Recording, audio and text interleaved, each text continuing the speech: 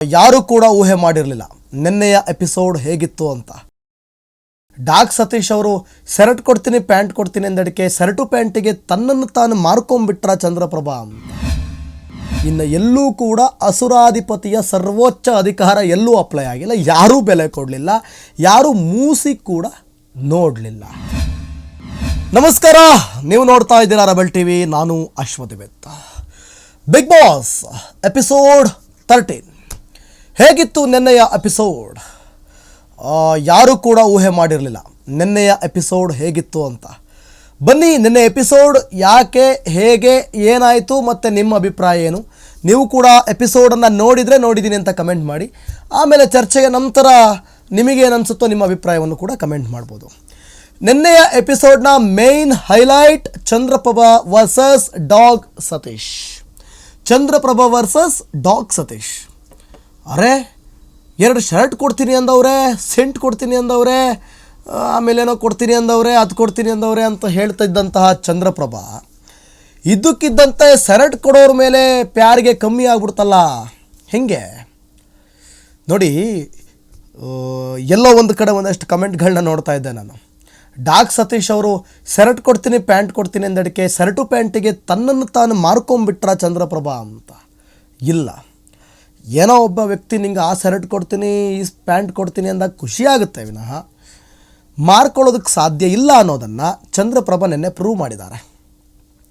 ಗಂಟೆಗಟ್ಟಲೆ, 1 ಅಲ್ಲ 2 ಅಲ್ಲ 3 ಅಲ್ಲ 4 ಅಲ್ಲ 5 ಅಲ್ಲ 6 ಗಂಟೆಗಳ ಕಾಲ ಸ್ನಾನ ಅಂತೆ, ಹೇರ್ ಡ್ರೈ ಅಂತೆ, ಮೇಕಪ್ ಅಂತೆ, ದಿನದ 24 ಗಂಟೆಗಳಲ್ಲಿ, ಅದರಲ್ಲೂ ಕೂಡ ಹಗಲಿನ ಸುಮಾರು 6-7 ಗಂಟೆಗಳನ್ನು ಕೇವಲ ಅದಕ್ಕೆ ಕಳೀತಾರೆ ಈ ವ್ಯಕ್ತಿ. ಯಾರು? ಡಾಗ್ ಸತೀಶ್. ಅವರನ್ನು ಆಯ್ಕೆ ಮಾಡಿಕೊಂಡಂಥ ಚಂದ್ರಪ್ರಭಾ ಒಬ್ಬ ಹಾಸ್ಯ ಕಲಾವಿದ, ಅದ್ಭುತ ಹಾಸ್ಯ ಪ್ರಜ್ಞೆ ಇರುವಂಥ, ಹ್ಯೂಮರ್ ಇರುವಂತಹ ಚಂದ್ರಪ್ರಭಾ ಎಲ್ಲೋ ಒಂದು ಕಡೆ ಡಾಗ್ ಸತೀಶ್ ಅವರ ಜೊತೆನೇ ಜೀವನ ಅಂದರೆ ಜಂಟಿಯಾಗಿ ಇರೋದ್ರಿಂದ ಅವರು ಅತಿ ಹೆಚ್ಚಾಗಿ ಕಾಣಿಸ್ಕೊಳ್ಳೋದಕ್ಕೆ ಕಷ್ಟ ಆಗ್ತಾ ಇದೆ. ಉದಾಹರಣೆಗೆ ಫಸ್ಟ್ ವೀಕಲ್ಲಿ ಎಲಿಮಿನೇಟ್ ಆದಂತಹ ಅಮಿತ್ ಕರಿಬಸೈನ್ ಜೊತೆ ಇದ್ದಿದ್ದಕ್ಕೆ ತುಂಬ ಏನು ಹೇಳ್ತಾರಲ್ಲ, ಅವರು ಬೇಜಾರಾದರು. ನನ್ನನ್ನು ನಾನು ತೋರಿಸ್ಕೊಳ್ಳೋಕ್ಕಾಗಲಿಲ್ಲ, ಸಫರ್ ಮಾಡಿದರು, ನಾನು ಜಾಸ್ತಿ ಈ ವ್ಯಕ್ತಿಯಿಂದ ತೋರಿಸ್ಕೊಳ್ಳೋಕ್ಕಾಗಲಿಲ್ಲ ಅಂತ. ಈ ಜಂಟಿ ಅನ್ನೋ ಒಂದು ಟಾಸ್ಕಿಂದ ಅದರಲ್ಲಿ ಡಮ್ಮಿ ಆಗಿರೋರ ಜೊತೆ ಆ್ಯಕ್ಟಿವ್ ಆಗಿರೋರು ಸೇರಿಕೊಂಡು ಆ್ಯಕ್ಟಿವ್ ಆಗಿರೋರು ಕೂಡ ಡಮ್ಮಿ ಆಗ್ತಾ ಇದ್ದಾರೆ ವಿನಃ ಡಮ್ಮಿ ಆಗಿರೋರನ್ನ ಆ್ಯಕ್ಟಿವ್ ಮಾಡೋದರಲ್ಲಿ ಆ್ಯಕ್ಟಿವ್ ಆಗಿರೋರು ಎಡುತ್ತಾ ಇದ್ದಾರೆ ಅಂತ ನನಗನ್ನಿಸ್ತಾ ಇದೆ. ನಿಮಗೇನು ಅನಿಸುತ್ತೋ ನೀವು ಕೂಡ ಕಮೆಂಟ್ ಮಾಡ್ಬೋದು. ಸೊ ಇಲ್ಲಿವರೆಗೂ ಇಷ್ಟು ದಿನದವರೆಗೂ ನೋಡಿ ಕಾದಂತಹ ಚಂದ್ರಪ್ರಭಾ ತಾಳ್ಮೆ ಕಟ್ಟೆ ಓಡ್ದೋಯ್ತು ಚಂದ್ರಪ್ರಭಾ ಅವ್ರದ್ದು. ಈ ಡಾಗ್ ಸತೀಶ್ ಹೋದರು, ಸ್ನಾನಕ್ಕೆ ಅಂತ ಹೋದರು. 1 ಗಂಟೆ ಆದರೂ ಬರಲಿಲ್ಲ, 2 ಗಂಟೆ ಆದರೂ ಬರಲಿಲ್ಲ, 3 ಗಂಟೆ ಆದರೂ ಬರಲಿಲ್ಲ, 4 ಗಂಟೆ ಆದರೂ ಬರಲಿಲ್ಲ, 5-6 ಗಂಟೆ ಆದಮೇಲೆ ಬಂದರು. ಸತತ 6 ಗಂಟೆಗಳ ಕಾಲ ಹೆಂಗ್ರಿ ಇರೋಕ್ಕಾಗುತ್ತೆ ಕಾಯ್ಕೊಂಡಲ್ಲಿ ಬಾತ್ರೂಮ್ ಹತ್ರ ಜಂಟಿಯಾದವರು? ಇಲ್ಲ, ಅದು ಅಸಾಧ್ಯ. ಆದರೆ ಹಾಗೆ ಜಂಟಿಯಾಗಿರಲಿಕ್ಕೆ ಅಲ್ಲಿ ಕಾಯೋದಕ್ಕೆ ಆಗದಂಥ ಚಂದ್ರಪ್ರಭಾ ಏನು ಮಾಡಿದ್ರು, ಬಂದರು ಸೀದಾ ಮನೆ ಒಳಗಡೆ, ಅಲ್ಲಿ ಮಿಂಗಲ್ ಆದರು. ಆಗ ಒಂಟಿಯಾಗಿರೋರು ಅದನ್ನು ಪ್ರಶ್ನೆ ಮಾಡಬೇಕಲ್ಲ, ಇಲ್ಲಾಂದರೆ ಅವ್ರು ಶಿಕ್ಷೆ ತೊಗೋಬೇಕಾಗತ್ತೆ. ಸೊ ಹಾಗಾಗಿ ಚಂದ್ರಪ್ರಭಂಗೆ ಸಿಕ್ಕಾಬಟ್ಟೆ ಜೋರು ಮಾಡಿದ್ರು. ಚಂದ್ರಪ್ರಭಾ ಮತ್ತು ಯಾರು ಧನುಷ್ಗೆ ಸಿಕ್ಕಾಬಟ್ಟೆ ಅಲ್ಲಿ ವಾರ ಆಯಿತು. ಬಹುಶಃ ಇಷ್ಟು ದಿನ 2 ವಾರಗಳಾಗ್ತಾ ಬಂತು. ಇವತ್ತು ವಾರದ ಕತೆ ಕಿಚ್ಚನ ಜೊತೆ ಇದೆ. ಬಹುಶಃ ನಿನ್ನೆವರೆಗೂ ಮೇಲ್ ಆಪೋಸಿಟ್ ಮೇಲ್ ವರ್ಸಸ್ ಮೇಲ್ ಗಲಾಟೆಗಳನ್ನ ನಾನು ನೋಡಿರಲಿಲ್ಲ, ಬಹಳ ಕಮ್ಮಿ, ಇರಲೇ ಇಲ್ಲ. 2 ವಾರದವರೆಗೂ ಮೇಲ್ ವರ್ಸಸ್ ಮೇಲ್ ಗಲಾಟೆಗಳಾಗಲೇ ಇಲ್ಲ. ನಿನ್ನೆ ತುಂಬ ಲೇಟಾಗಾದರೂ ಲೇಟೆಸ್ಟಾಗಿ ದೊಡ್ಡ ಮಟ್ಟದಲ್ಲಿ ಗಲಾಟೆ ಆಯಿತು. ಯಾವ ರೇಂಜಲ್ಲಿ ಅಂದರೆ ಹೊಡೆದಾಡೋ ರೇಂಜಿಗೆ, ಕೈ ಎತ್ಕೊಂಡು ಹೋಗೋ ರೇಂಜಿಗೆ ಗಲಾಟೆ ಆಯಿತು. ಓಕೆ, ವೆಯ್ಟ್, ಇಷ್ಟೆಲ್ಲ ಗಲಾಟೆ ಆಯಿತು. ಅಷ್ಟೆಲ್ಲ ಆದಂತಹ ಚಂದ್ರಪ್ರಭಾ ಅವರು ಮತ್ತು ಇಡೀ ಮನೆ ಡಾಗ್ ಸತೀಶ್ ಬರೋದನ್ನೇ ವೆಯ್ಟ್ ಮಾಡ್ತಾಯಿದ್ರು. ಯಾವಾಗ ಸತೀಶಣ್ಣ ಸ್ನಾನ ಮಾಡ್ಕೊಂಡು ಆಚೆ ಬಂದರು ಎಲ್ಲ ಎರಿಕೊಂಬಿಟ್ರು, ಇನ್ಕ್ಲೂಡಿಂಗ್ ಚಂದ್ರಪ್ರಭಾ ಮತ್ತು ಚಂದ್ರಪ್ರಭನ ಗಂಟ್ಲೇ ಹೊರಟೋಯ್ತು. ಅಷ್ಟರ ಮಟ್ಟಿಗೆ ಡಾಗ್ ಸತೀಶ್ ಜೊತೆ ಅವರು ತಿಕ್ಕಾಟವನ್ನು ನಡೆಸಿದ್ರು. ಫುಲ್ಲು ಮಾತಿನ ಚಕಮಕಿ ಜೋರಾಗೋಯ್ತು. ಯಾವ ರೇಂಜಿಗೆ? ಕೈ ಎತ್ಕೊಂಡು ಮಿಲಾಯಿಸೋ ರೇಂಜಿಗೆ. ಆಗ ಡಾಕ್ ಸತೀಶ್ ಕೂಡ ತುಂಬ ರೆಸ್ಪೆಕ್ಟ್ ಮಾಡ್ತಾಯಿದ್ರು ಯಾರನ್ನ, ಚಂದ್ರಪ್ರಭಾ ಅವ್ರನ್ನ. ಚಂದ್ರಪ್ರಭಂಗೆ ಅದು ಕಷ್ಟ ಆಗ್ತಿದ್ರು, ಡಾಕ್ ಸತೀಶ್ಗೆ ಚಂದ್ರಪ್ರಭಾ ಯಾವತ್ತೂ ಕಷ್ಟ ಆಗಿಲ್ಲ. ಆದರೆ ಚಂದ್ರಪ್ರಭನ ವರ್ತನೆಯಿಂದ ಡಾಕ್ ಸತೀಶ್ಗೆ ಬೇಜಾರಾಗಿರೋದ್ರಿಂದ ನಿನ್ನೆ ಸಿಕ್ಕಾಬಟ್ಟೆ ರೇಸ್ ಆದರು. ಏನೇ ಹೇಳಿ ನನ್ನ ಕೈಲೂ ಸಾಧ್ಯ ಆಗ್ತಾ ಇರಲಿಲ್ಲ. ಆ ರೇಂಜಿಗೆ 6-7 ಗಂಟೆಗಳ ಕಾಲ ಬಾತ್ರೂಮ್ ಹತ್ರನೇ ಕಾಲ ಕಳಿಬೇಕು, ಜಂಟಿ ಅಂದ ಮಾತ್ರಕ್ಕೆ ಅಲ್ಲೇ ಹೋಗಿ ಕಾಲ ಕಳಿಬೇಕು ಅಂತಂದರೆ ಹೆಂಗೆ ಸಾಧ್ಯನಾ ಅದು? No, never. ಅಲ್ಲಿ ಬಾತ್ರೂಮ್ ಹತ್ರ ನಿಂತ್ಕೊಂಡು ಏನು ಟ್ಯಾಲೆಂಟ್ ತೋರ್ಸೋಕ್ಕಾಗುತ್ತೆ ಚಂದ್ರಪ್ರಭಾ? ಅವ್ರೇನು ಮನೆಯವ್ರ ಜೊತೆ ಮಿಂಗಲ್ ಆಗೋಕ್ಕಾಗುತ್ತೆ? ಅವರೇನು ಸ್ಕ್ರೀನ್ನ ಹಿಡಿದಿಟ್ಕೊಳ್ಳೋದಕ್ಕಾಗುತ್ತೆ?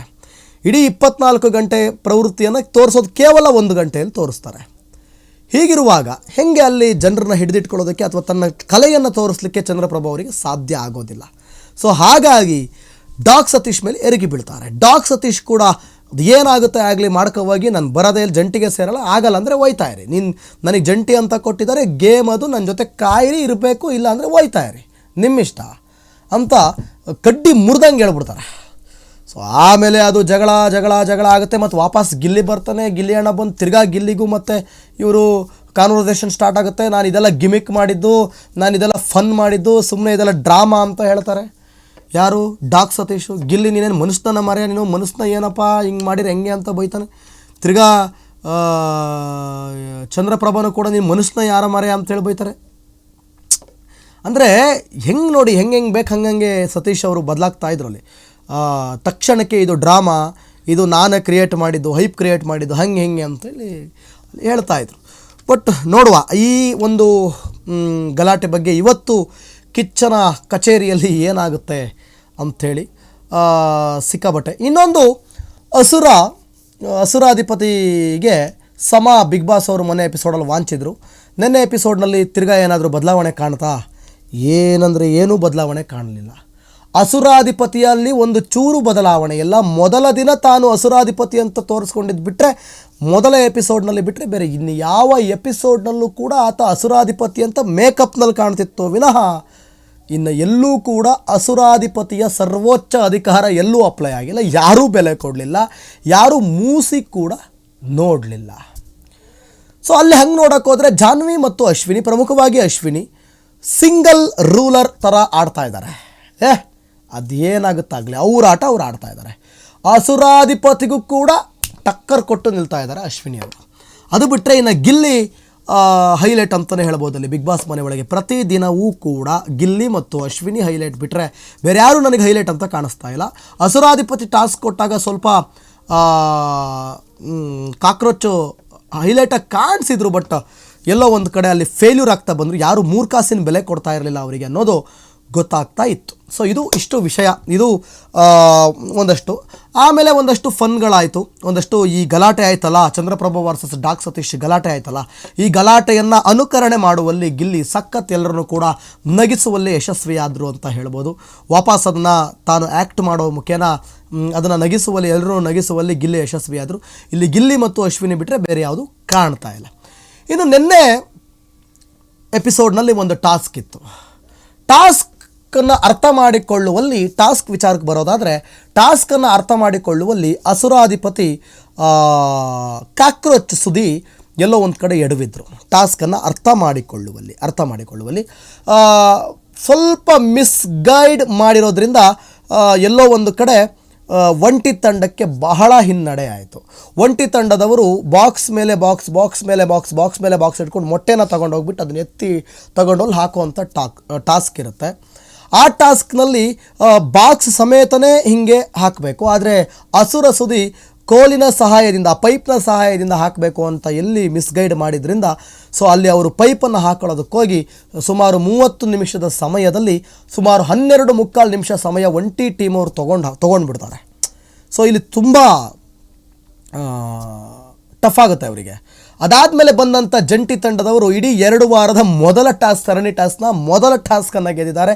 ಆ ಟಾಸ್ಕನ್ನು ಕೈಗೆತ್ಕೊಂಡವರು ಜಂಟಿಯಲ್ಲಿ ಒಂದು ಚಂದ್ರಪ್ರಭಾ, ಇನ್ನೊಂದು ಮಾಳು, ಮತ್ತೊಂದು ಗಿಲ್ಲಿ ತುಂಬ ಕ್ವಾಟ್ಲೆ ಮಾಡಿಕೊಂಡು ಸಖತ್ ಎಂಜಾಯ್ ಮಾಡ್ಕೊಂಡು ಮಾಡಿದ್ರು. ಅಲ್ಲಿ ಗಿಲ್ಲಿಯ ಹ್ಯೂಮರ್ ತುಂಬ ಚೆನ್ನಾಗಿತ್ತು. ಟಾಸ್ಕ್ ಟೈಮಲ್ಲಿ ಗಿಲ್ಲಿ ಸಖತ್ ಕ್ವಾಟ್ಲೆ ಮನುಷ್ಯ ಮಾತ್ರ. ಕಾವ್ಯ ಮತ್ತು ಗಿಲ್ಲಿ ಒಂದು ಕಾಂಬಿನೇಷನ್ ತುಂಬ ಚೆನ್ನಾಗಿದೆ.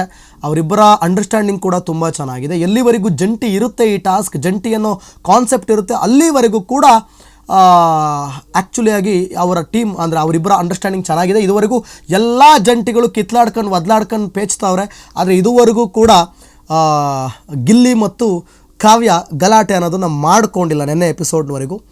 ಅವ್ರದ್ದೊಂಥರ ಕ್ಯೂಟಾಗಿ ಕಾನ್ವರ್ಸೇಷನ್ ಇರುತ್ತೆ, ತುಂಬ ಚೆನ್ನಾಗಿರುತ್ತೆ, ಫನ್ ಆಗಿರುತ್ತೆ. ಯಾಕೆ ಗಲಾಟೆಗಳಾಗಲ್ಲ ಅಂದರೆ ಗಿಲ್ಲಿಯಲ್ಲಿ ಹ್ಯೂಮರ್ ಇರೋದ್ರಿಂದ, ಗಿಲ್ಲಿಯ ಹ್ಯೂಮರ್ನಿಂದ ಒಂದಷ್ಟು ಕೋಪ ಅಥವಾ ತಾಪಗಳು ಆಗಲ್ಲ. ಮತ್ತು ಗಿಲ್ಲಿಯ ತಾಳ್ಮೆ ಅಂತ ಹೇಳ್ಬೋದು ಮತ್ತು ಕಾವ್ಯಳ ತಾಳ್ಮೆ ಅಂತಲೂ ಕೂಡ ಹೇಳಬಹುದು. ಅವರು ಎಂಟರ್ಟೈನ್ ಮಾಡೋ ಒಂದು ಇದರಲ್ಲಿದ್ದಾರೆ ಅವರಿಬ್ಬರು ಕೂಡ, ಗಿಲ್ಲಿ ಮತ್ತು ಕಾವ್ಯ ಎಂಟರ್ಟೈನ್ ಮಾಡೋ ಉಮೇದಿನಲ್ಲಿದ್ದಾರೆ. ಸೊ ಜಗಳ ಗಿಗಳ ಅನ್ನೋದಕ್ಕೆ ಯಾವುದಕ್ಕೂ ಇಂಟರ್ಫಿಯರ್ ಆಗಲ್ಲ. ಅವ್ರ ಪಾಡಿಗೆ ಅವರು ಒಂದು ಒಳ್ಳೆ ಆಟನ ಆಡ್ಕೊಂಡು ಹೋಗ್ತಾ ಇದ್ದಾರೆ.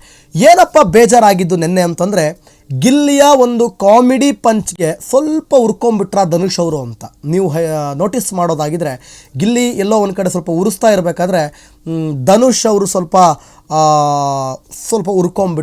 ಉರ್ಕೊಂಡು ಗಿಲ್ಲಿ ನನ್ನ ಹತ್ರ ಇವೆಲ್ಲ ಕಾಮಿಡಿ ಬೇಡ, ಬೇರೆಯವ್ರ ಹತ್ರ ಮಾಡಿದಾಗ ನನ್ನ ಹತ್ರ ಬೇಡ ಅಂತ.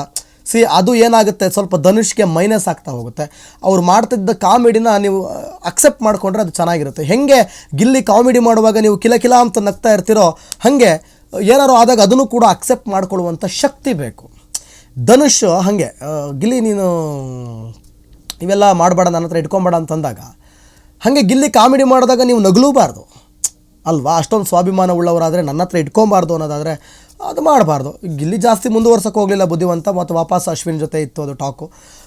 ಚೆನ್ನಾಗಿತ್ತು, ಚೆನ್ನಾಗಿ ಆಡಿದ್ರು ಜಂಟಿ ತಂಡದವರು, ಚೆನ್ನಾಗಿ ಟಾಸ್ಕ್ ಆಡಿ ಅದರಲ್ಲಿ ಫೈನಲಿಸ್ಟನ್ನು ಯಾರನ್ನು ಆಯ್ಕೆ ಮಾಡಬೇಕು ಅಂತ ಬಂದಾಗ ಅಲ್ಲಿ ಸ್ವಲ್ಪ ಮನಸ್ತಾಪಗಳು ಉಂಟಾಗಿರೋದಂತೂ ಸತ್ಯ.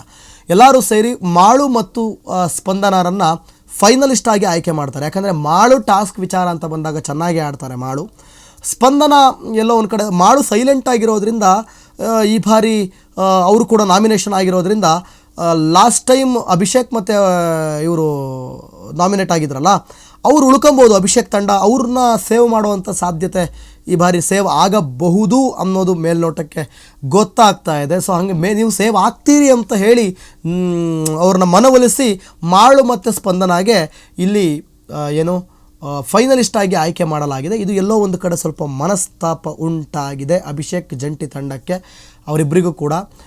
ಸೊ ನೋಡುವ ಏನಾಗುತ್ತೆ ಅಂಥೇಳಿ. ಇವತ್ತು ಕಿಚ್ಚನ ಕಚೇರಿ ಅಂದರೆ ಕಿಚ್ಚನ ಪಂಚಾಯಿತಿ ಇದೆ, ವಾರದ ಕತೆ ಕಿಚ್ಚನ ಜೊತೆ. ಇವತ್ತಿನ ಪ್ರೋಮೋವನ್ನು ಅಬ್ಸರ್ವ್ ಮಾಡೋದಾದರೆ ಕಿಚ್ಚ ಹಾಕೊಂಡು ರುಬ್ತಾ ಇದ್ದಾರೆ. ಯಾರಿಗಪ್ಪ ಅಂತಂದರೆ ಅದು ಬಂದು ಅಸುರ ಸುದಿಗೆ. ಕೊಟ್ಟಂಥ ಟಾಸ್ಕನ್ನು ಸರಿಯಾಗಿ ನಿಭಾಯಿಸಿದ್ದಾರ ಅಸುರ ಅಂತ ಬೇರೆಯವ್ರನ್ನ ಕೇಳಿದಾಗ ಬೇರೆಯವರು ಕೊಡುವಂಥ ಉತ್ತರ ಕಾಮಿಡಿ ಪೀಸು, ಆಮೇಲೆ ಯಾರು ಒಂದು ದಿನ ಬಿಟ್ಟರೆ ಮಿಕ್ಕಿದ ದಿನ ಎಲ್ಲ ವೇಸ್ಟು, ಯಾರು ಕೇಳೋರಿಲ್ಲ, ಮೇಕಪ್ ಹಾಕಿದಾಗ ಅಷ್ಟೇ ಅಸುರ, ಮಿಕ್ಕಿ ಟೈಮಲ್ಲೆಲ್ಲ ಏನಿಲ್ಲ, ಒಬ್ಬ ಕಾಮಿಡಿ ಪೀಸ್ ಅಂತ ಬಿಂಬಿಸ್ಬಿಟ್ರು. ಅದಕ್ಕೆ ಸಮರ್ಥನೆ ಕೊಡುವಂಥ, ನನ್ನ ಕಾಲಿಗೆ ಬೀಳೋದೊಂದು ಬಾಕಿ, ನಾನು ಎಷ್ಟು ಅಂತ ಮಾಡಿಸೋದು, ಯಾರು ಮಾತು ಕೇಳಲ್ಲ ಅಂತ ಅಸುರ ಹೇಳ್ತಾ ಇದ್ದಾರೆ. ಆದರೆ ಅಸುರ, ನನ್ನನ್ನು ನೀವು ಅದು ಓನ್ ಅಭಿಪ್ರಾಯ ಕೇಳೋದಾದರೆ, ಅಸುರ ಸರ್ವೋಚ್ಚ ಅಧಿಕಾರ ಬಿಗ್ ಬಾಸ್ ಕೊಟ್ಟಾಗ ಅಸುರನ ಬಾಯಲ್ಲಿ ನನ್ನ ಮಾತು ಯಾರು ಕೇಳಲೇ ಇಲ್ವಲ್ಲ, ನಾನು ಕಾಲು ಹಿಡಿಬೇಕಾದ ಪರಿಸ್ಥಿತಿ ಬಂತು ಅಷ್ಟೇ ಅಂತೆಲ್ಲ ಹೇಳಲಿಕ್ಕೆ ಅದು ಸರಿ ಕಾಣೋದಿಲ್ಲ. ಅದು ಆ ಕ್ಯಾರೆಕ್ಟ್ರಿಗೆ ಅದು ಸೂಟ್ ಆಗಲ್ಲ. ಲಾಸ್ಟ್ ಸೀಸನ್ನಲ್ಲಿ ಮಂಜಣ್ಣ ಸಖತ್ತಾಗಿ ನಿಭಾಯಿಸಿದ್ರು ಆ ಒಂದು ಕ್ಯಾರೆಕ್ಟರ್ನ. ರಾಜನ್ ಕ್ಯಾರೆಕ್ಟ್ರು ಇದೇ ಥರ ಸ್ವಲ್ಪ ಅಸುರ, ಆದರೆ ಕೆಟ್ಟ ರಾಜನ ಕ್ಯಾರೆಕ್ಟರ್ ಕೊಟ್ಟಿದ್ದರು. ಆ ಕ್ಯಾರೆಕ್ಟರ್ನ ಅಲ್ಟಿಮೇಟಾಗಿ ನಿಭಾಯಿಸಿದರು ಮಂಜಣ್ಣ, ತುಂಬ ಚೆನ್ನಾಗಿ ಆಟ ಆಡಿದರು. ಅಲ್ಲಿ ರಾಣಿ ಕ್ಯಾರೆಕ್ಟ್ರನ್ನು ಕೂಡ ಅಲ್ಲಿ ಸೃಷ್ಟಿ ಮಾಡಲಾಗಿತ್ತು. ಮಂಜಣ್ಣ ತುಂಬ ಚೆನ್ನಾಗಿ ಆಡಿದ್ರು. ಅದೇ ರೀತಿಯಾಗಿ ಅಸುರನ ಒಂದು ಸರ್ವೋಚ್ಚ ಅಧಿಕಾರ ಸುದೀಕ್ ಕೊಟ್ಟರೆ ಅದನ್ನು ನಿಭಾಯಿಸ್ತಾರೆ ಅಂತ ಕೊಟ್ಟರು. ಆದರೆ ಅದು ಏನು ವರ್ಕೌಟ್ ಆಗಲಿಲ್ಲ. ಅದು ಕಾಮಿಡಿ ಪೀಸ್ ಆಗಿ ಸುದೀಕ್ ಕೂಡ ಕಾಮಿಡಿ ಪೀಸ್ ಆಗಿಬಿಟ್ರು. ಸೊ ಹಾಗಾಗಿ ನೋಡೋಣ. ನಿನ್ನೆ ಎಪಿಸೋಡ್ನ ಹೈಲೈಟ್ ಏನಪ್ಪ ಅಂದರೆ, ಎಪಿಸೋಡ್ 13 ಹೈಲೈಟ್ ಏನಪ್ಪ ಅಂತಂದರೆ, ಒಂದು ದೊಡ್ಡ ಜಗಳ ಆಯಿತು ಮೇಲ್ ವರ್ಸಸ್ ಮೇಲ್. ಅದು ಚಂದ್ರಪ್ರಭಾ ವರ್ಸಸ್ ಡಾಗ್ ಸತೀಶ್ ಅಂತ. ಮತ್ತೆ ಅವರು ಸರಿಯಾಗಿದ್ದಾರೆ. ಇವತ್ತು ಇದರ ಬಗ್ಗೆ ಕಿಚ್ಚ ಏನೆಲ್ಲ ಅಭಿಪ್ರಾಯವನ್ನು ವ್ಯಕ್ತಪಡಿಸ್ತಾರೆ ಅನ್ನೋದೇ ಇಡೀ ರಾಜ್ಯಾದ್ಯಂತ ಬಿಗ್ ಬಾಸ್ ನೋಡುವಂಥ ವೀಕ್ಷಕರಿಗೆ ಒಂದು ಕುತೂಹಲ. ನೋಡೋಣ, ಕಾದು ನೋಡೋಣ. ನಾಳೆ ವಾರದ ಕತೆ ಕಿಚ್ಚನ ಜೊತೆ ನಾನು ಬರ್ತೀನಿ, ಅದರ ಬಗ್ಗೆ ಮಾತನಾಡ್ಕೊಂಡು ಎಕ್ಸ್ಪ್ಲೇನ್ ಮಾಡ್ತೀನಿ. ಅಲ್ಲಿವರೆಗೂ ನೋಡ್ತಾ ಇರಿ ರೆಬೆಲ್ ಟಿವಿ. ಇನ್ನು ಯಾರು ಕೂಡ ಸಬ್ಸ್ಕ್ರೈಬ್ ಮಾಡಿಲ್ಲ ಅಂದರೆ ಈ ಕೂಡಲೇ ಮಾಡಿ, ಶೇರ್ ಮತ್ತು ಲೈಕ್ ಬಟನ್ ಎಲ್ಲವನ್ನು ಕೂಡ ಒತ್ತಿ. ಧನ್ಯವಾದ.